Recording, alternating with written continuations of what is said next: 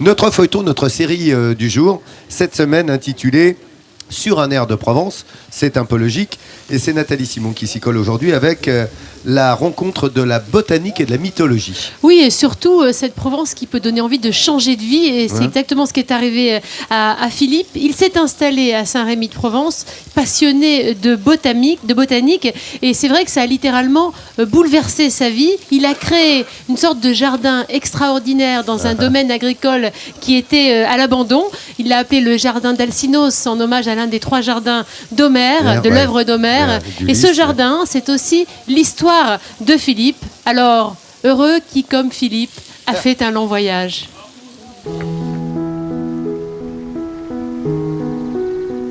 Bienvenue dans un monde imaginaire. Un monde où mythologie et botanique ne font plus qu'un. Le résultat ? Un vrai jardin extraordinaire, comme le chantait Charles Trenet, conçu et imaginé par Philippe. Autrefois chef d'entreprise, il a tout quitté pour concevoir son jardin secret. Et comme le dit la chanson, il suffit pour ça d'un peu d'imagination.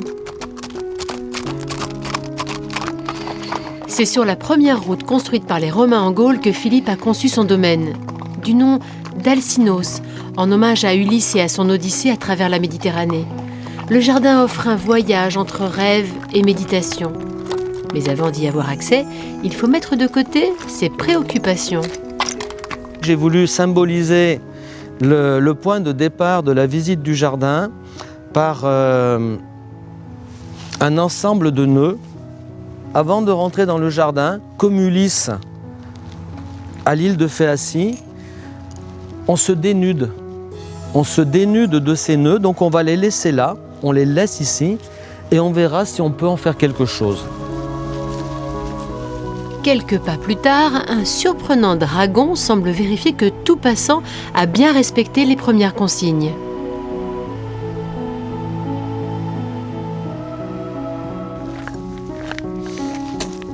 Comme Ulysse, Philippe était à la recherche d'une terre, d'un endroit où il se sentirait bien.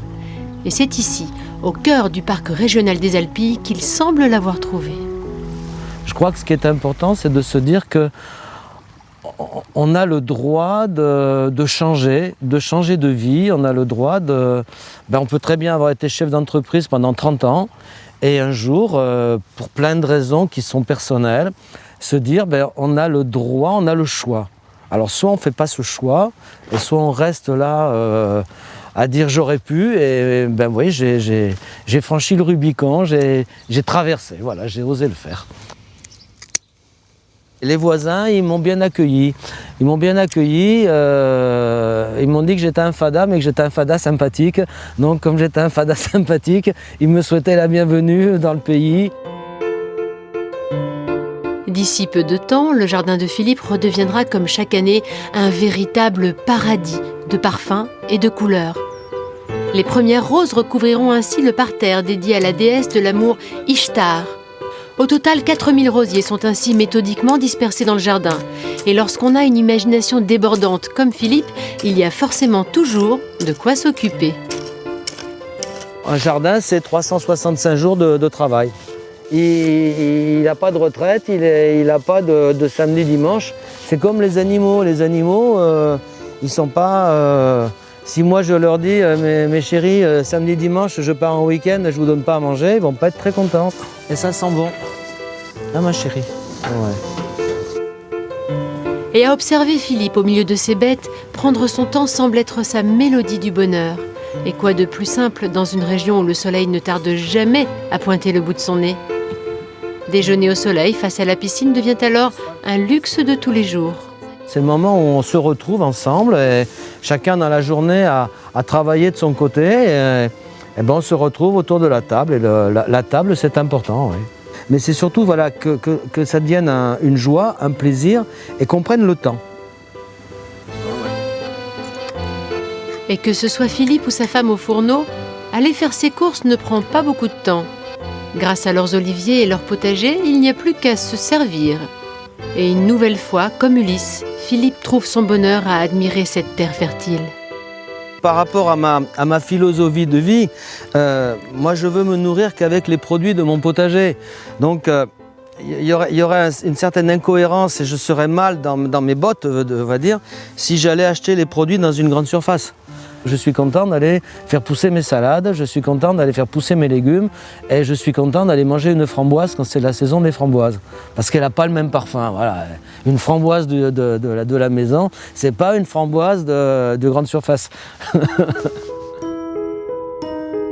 Le jardin de Philippe est un enclos de générosité et de bonheur, mais aussi une source d'inspiration. C'est également ici qu'il puise la majeure partie de ses matériaux pour ses futures créations. Alors là, c'est mon magasin de stockage pour faire une partie des sculptures. Donc, j'ai tout sur place.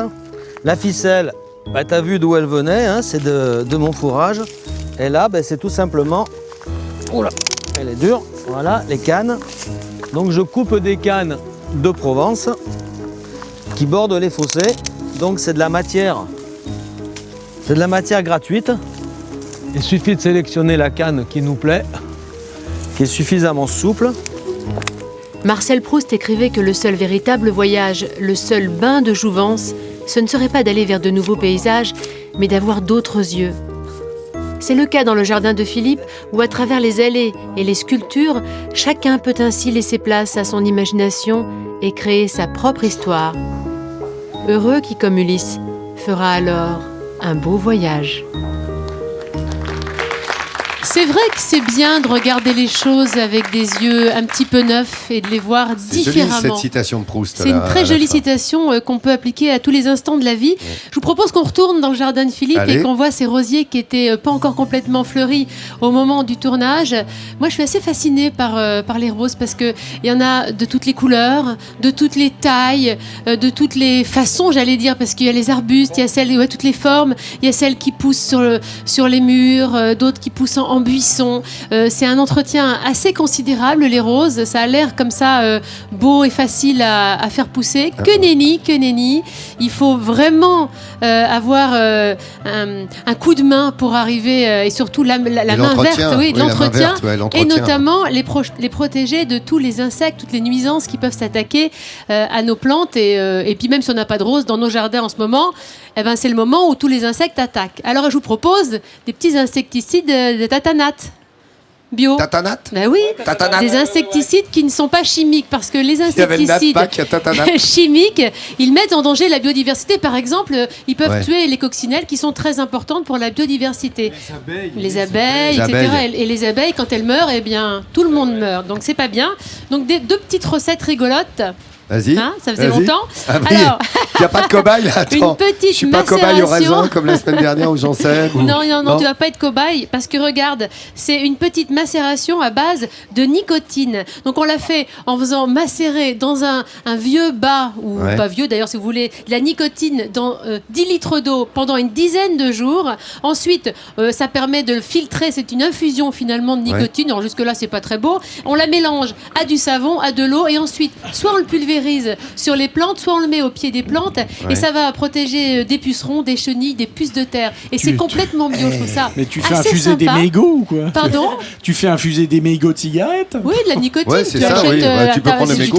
Voilà, je peux te dire, il n'y a pas que la nicotine, il y a la solanine, qui est un alcaloïde puissant qu'on trouve dans ça va être à peu près le même tabac. Principe. Il y a alors une autre qui va te plaire, c'est un répulsif à base d'ail. Alors c'est pas un répulsif anti-lolo, quoique si je crois que si on en pulvérise, tu seras pas dans un rayon, voilà. Alors c'est pareil, on mélange de l'ail qu'on pile avec de l'huile d'olive, avec du savon, on met tout ça dans un pulvérisateur avec de l'eau et on pulvérise sur les plantes et c'est pareil, ça va être contre tout type d'insectes de jardin et ça vous permettra d'avoir des roses magnifiques comme celles du jardin de Philippe. Elles sont très très belles ces roses. Merci beaucoup. Je trouve que c'est beau. Et merci pour ces conseils là. Tous les petits conseils, c'est bien que des conseils bio. Toujours. Tatanate qui donne ses conseils. C'est Tatanate. Dis-moi Tatanate, qu'est-ce qu'on fait demain dans notre série, notre feuilleton quotidien ? On va aller se balader une fois de plus. On va avoir peut-être quelques images. Le marché. Alors demain c'est le marché mercredi. de Provence.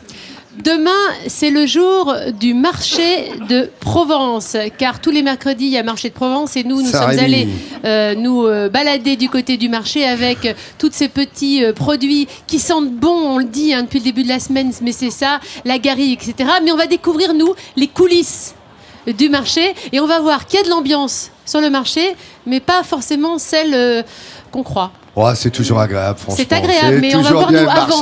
Comment ça se passe avant, comment ils se mettent en place. Ça, c'est demain dans la série Le Feuilleton, un air de Provence.